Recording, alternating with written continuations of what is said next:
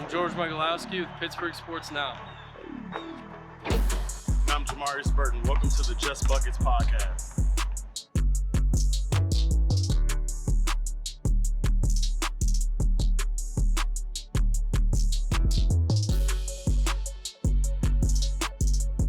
Hi, I'm Pete Strobel, president of the Scoring Factory.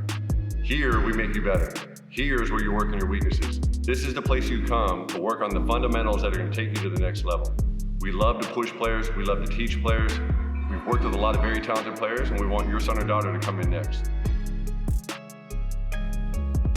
I am Jamarius Burton, and here at the Scoring Factory in Pittsburgh, PA, you can get better. Here we focus on player development, skill, and overall getting better is done here. Details are not missed with Pete Strobel and the Scoring Factory.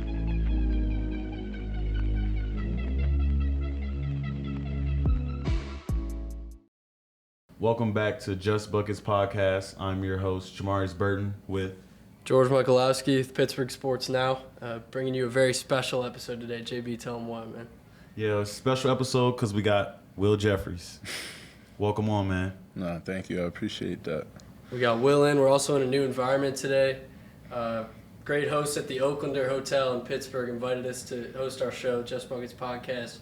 Right up here, elite hospitality in this place. Yes, appreciate you, the Oaklander. Appreciate Oaklander the Hotel. Oaklander, man. It's a great spot. So, Will, let's get started, man. How you been doing? Just getting off surgery, foot surgery. How you been doing? I've been doing all right. I've been doing pretty well, trying to stay positive, trying to keep my mind afloat during this time, even after surgery and everything leading up to it. Pretty much have been out for like 3 months. And like I said, I first was put in a boot on September 7th. And from that point, it was pretty much a waiting game with timelines just continually just being pushed back. And that's hard for anybody just to continue to be.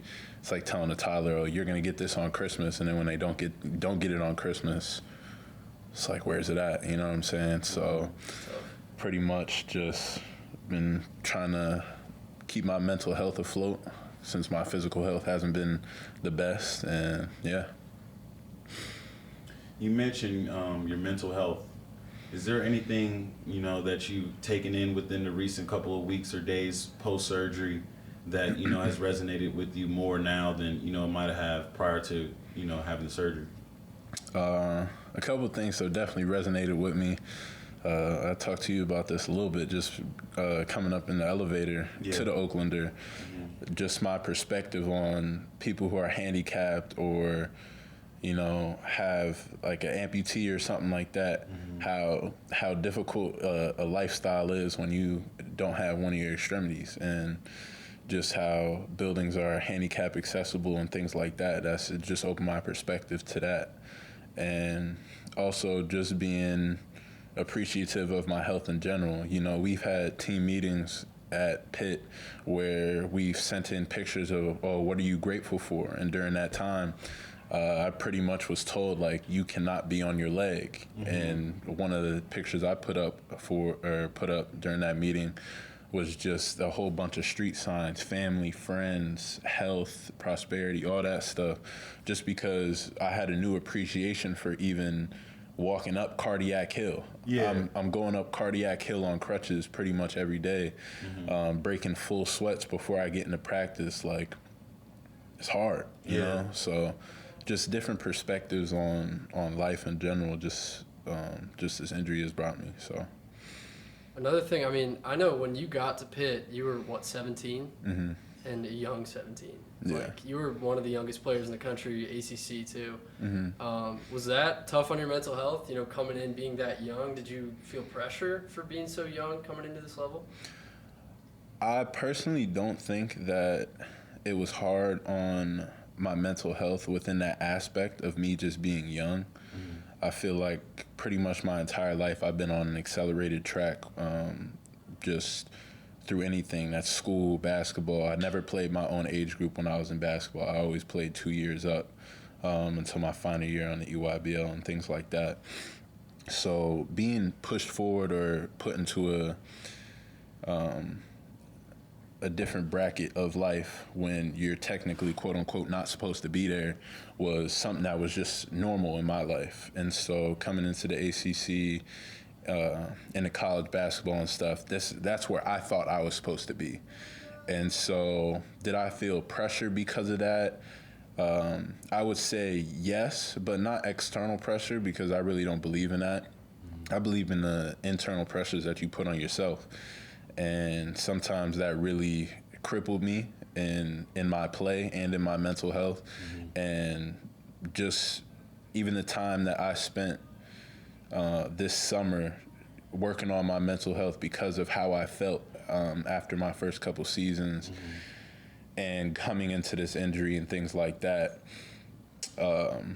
that's what really got me thinking about, like, the internal pressures that I keep within myself. So, is that one thing that, you know, you would encourage a younger, you know, guy or girl coming up, growing up, you know, aspiring to be at this level one day, you know, that might have to go through some things that you went through, or are right now facing, you know, some of those trials and tribulations? What is something that, you know, you would tell them that you've learned, you know, throughout that whole process?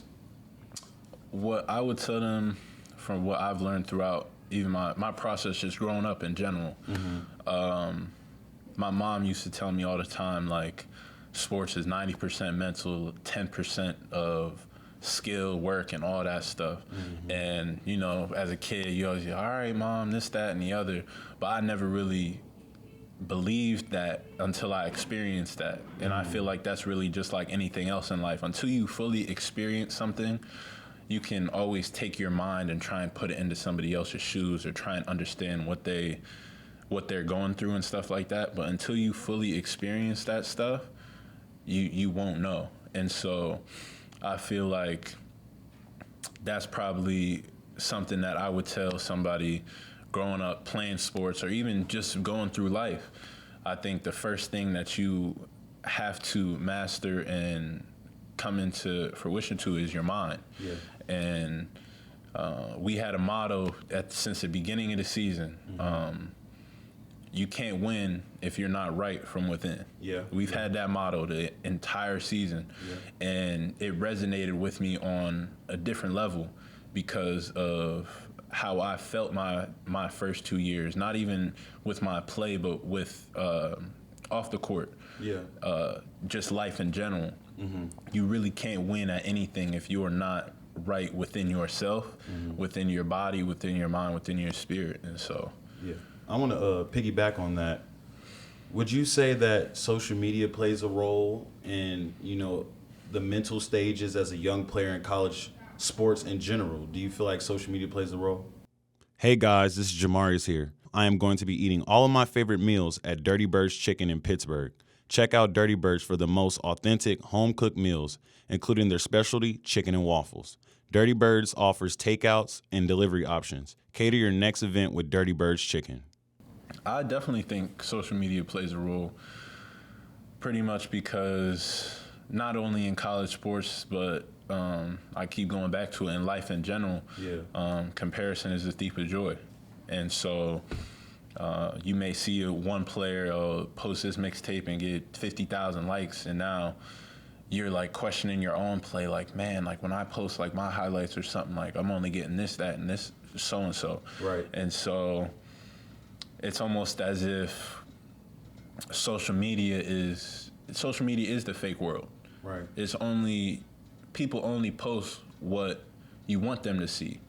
You don't see the tough times, the rough times. They're not glorifying those and things like that. And so that goes back to pretty much running your own race and understanding that social media hasn't always existed, so you haven't always seen this and been this stimulated within your mind, scrolling through feeds, liking pictures, seeing new content.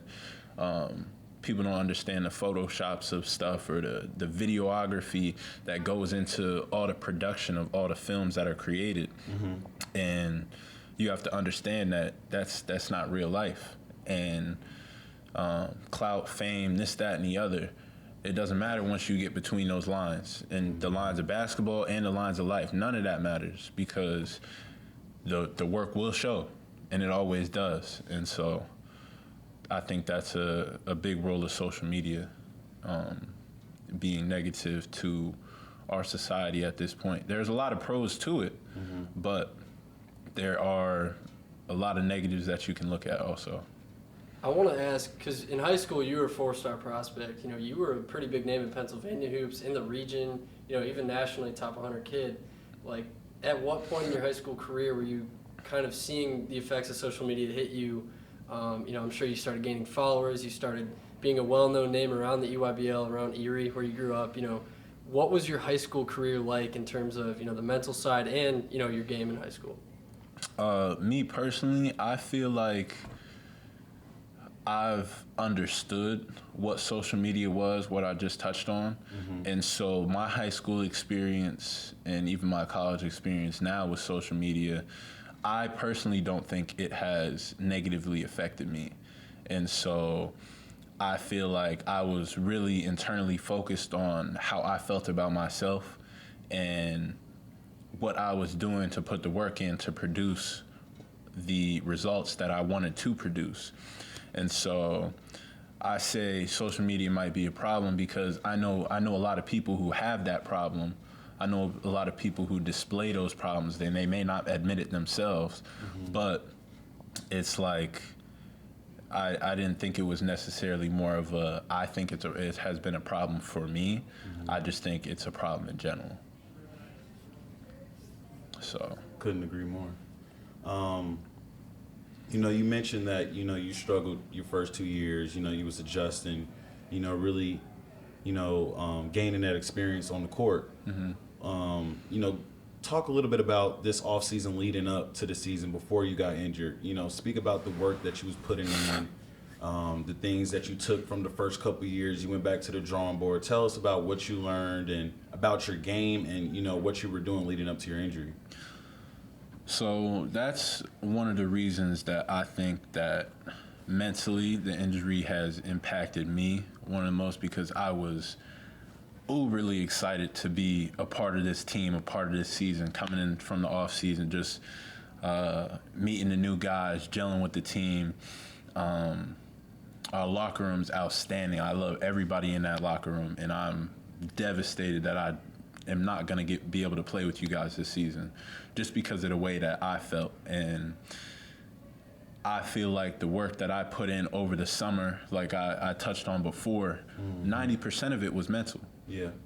And it was going back to mindfulness, going back to reading books, going back to trusting yourself, and really understanding that, like I said, you can't win if you're not right within. And so in doing so, I learned, like, I have the skills, I have the athletic ability, I have the size, and the only person that is holding me back from doing that is me. Yeah. Because even in my first 2 years, I put in work, probably not as much as I should have, but I put in enough work to do better than I did. I put in enough work to feel better than I did, but it just wasn't happening because I wasn't right up here. Yeah. And so in the off season, I was working on fixing my jump shot and getting back to being more consistent like I was in high school, and working on my handle to be stronger with the ball, working on my body and my frame so I'd stay on my feet more, just coming into maturity with my body and things like that. And so coming into the summer and into the season, I felt great. We had our alumni game. Yeah, I felt like I played at a high level, at a high capability. I was knocking down my threes. I was getting boards. I was rebounding the ball. I was trying to make plays for my teammates, things like that. Yeah. And I felt good about playing basketball for the first time in a while. And then I started to feel something in my foot. Yeah. And as you guys know, I kept pushing through it day in and day out, whether it was me getting taped up and padding on my foot, new insoles, working on different strategies, ice, all that stuff, just to stay on the court because I was like, nah, man, I've been working way too hard this summer. I've made way too much progress just for something to really be bothering me to the point where time off and rest and stuff isn't working, to the point where I went until I couldn't go anymore, just to know that I tried and to do everything that I could. And so when I got my MRI and my X-ray and it was a fracture, it was like 6 weeks. I was like, all right, calm down. It's 6 weeks. It's still before the season. You'll make the second exhibition. You'll be able to get back in shape, get back to the flow of things. You love this team. This team has played with you a little bit, and you can just feel the energy rising for a breakout year. Not only just to feel for yourself, but even for the people of Pittsburgh or the people behind you that have been supporting you for a while. And so just getting that X-ray back 6 weeks, I was like, all right. Then I hit 6 weeks, and they were like, do you feel better? And I was like, no. All right, 2 more weeks. Let's see if it heals. Nah. All right, 2 more weeks. Nah. And like I said, it's like Christmas. When Christmas comes around, you don't get what you told you were gonna get. It's deflating. And then I had to come to the realization I had to communicate with my parents, with my doctors, and things like that to be like, yo, like, do I have to get this surgery? I've never had a serious injury before. I didn't want to have people cut open my body and remove bones from my foot. Right. You know what I'm saying? Like, that doesn't sound good at all. And it's like the day I made the decision where I could call my doctor and be like, all right, surgery's a go. When, where, and I'm there. And it was like, at that moment, I knew I was supposed to be, the thought of medically redshirting was always in my mind because I was like, my foot is not getting better. But the day where it was actual realization where I'm sitting in the operating room, like, my mom called it the happy juice when she FaceTimed me, and I was about to go under, and she called me and she was like, wow, like, you look like you're in such good spirits, this, that, and the other. And I was like, yeah, like, I just feel good right now, like, I'm ready to go. But before they gave me the happy juice, she called it, I was like, whoa, my season's done. And what do I do after this? When I wake up from the anesthesia, it's like, all right, now you have, just take a step back and remap the road.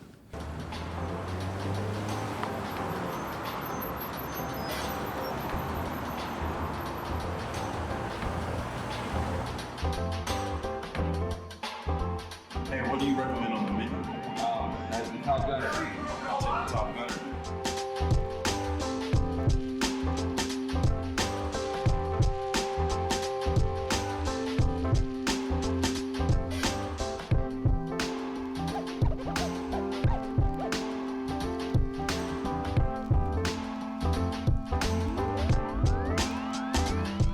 Thanks, man. I appreciate it.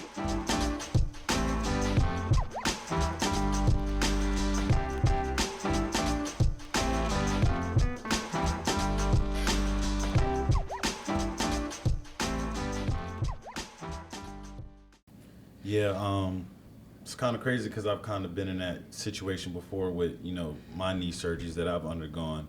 What are some, new hobbies, new things that you're doing now, that's, kind of not only passing the time, but, that's allowing you to grow in different areas? Well, passing time, I can say that I am a heavy Call of Duty player. I've been a heavy Call of Duty player since like 4th grade. And it's my favorite game. My favorite game is Black Ops 2, and I've been playing that religiously. And so that's been passing a lot of my time. I've been enjoying it, playing with friends, and things like that. But hobbies that have been, I forgot what you said, hobbies that have been, what else? That has helped, you developing other areas, you know, outside of basketball, outside of school, you know, whether that's reading books, journaling, whatever the case may be. Have you picked up, you know, any outside hobbies?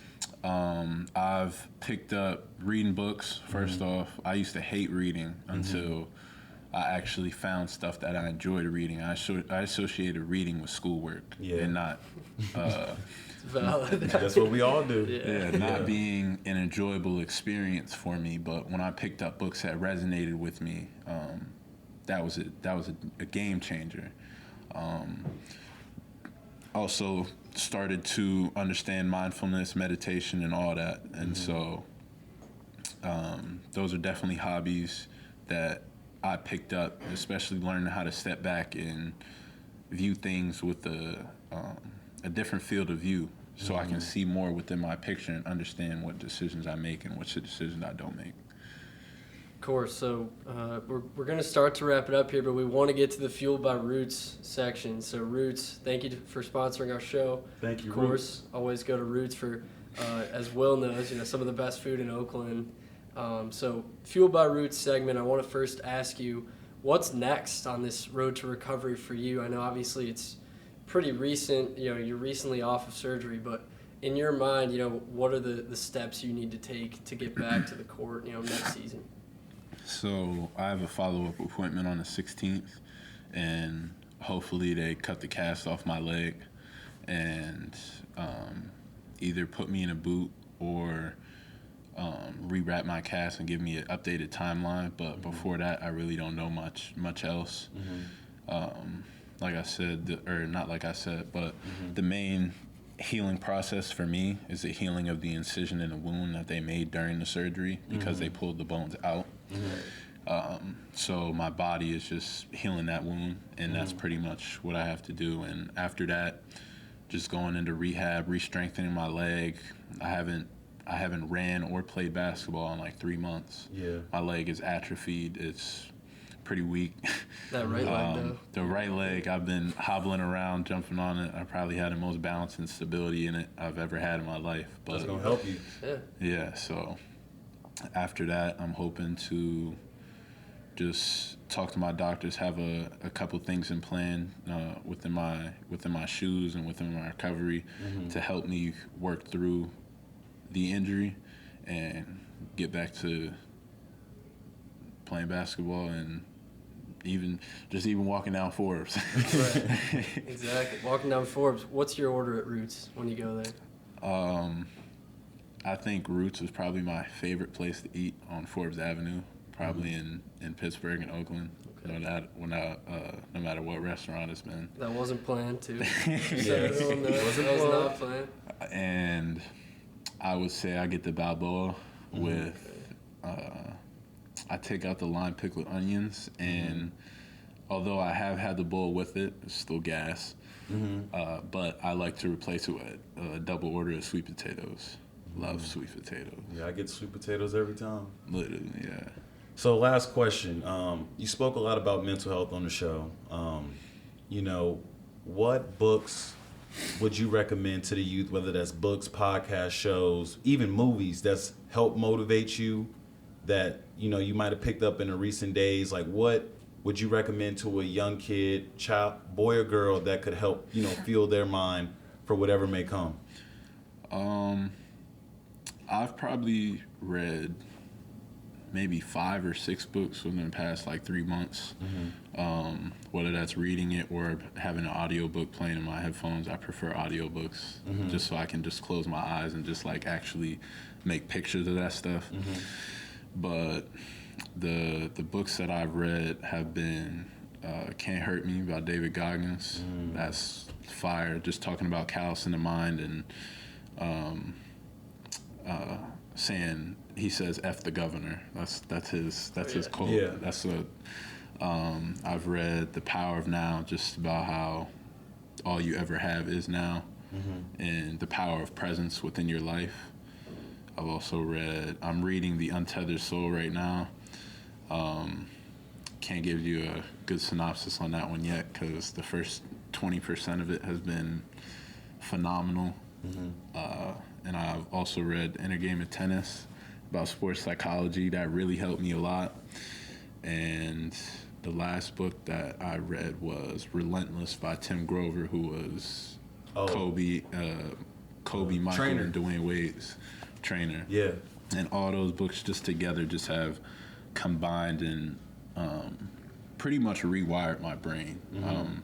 Just even talking about hobbies and stuff that you were talking about that I picked up. I'm a psychology major and communications. I got a dual major, but psychology has always been one of my passions, and I'm a firm believer of rewiring your brain and the effect of your subconscious on your mind and stuff like that. So those books have really rewired my frames of thinking and just my view on life and what I'm doing with it. So Yeah, and as promised, we have another Roots giveaway. We're giving away a free wrap. The requirements to enter into this raffle was to tag 3 friends, follow myself, Pittsburgh Sports Now, and Roots, and save the post under my recent post about Roots. So the winner is Greg_H0. You are the winner for a free Roots wrap. If you missed last episode, this is a new opportunity to enter into the raffle by doing the same thing when we release a clip of this episode. We thank you for joining the Just Buckets podcast. I'm Jamarius Burton. George Michalowski, thank you, Will, for coming on. Really appreciate it, man. thank you. Great to hear your story. I appreciate you guys having me. Thank you. Appreciate you.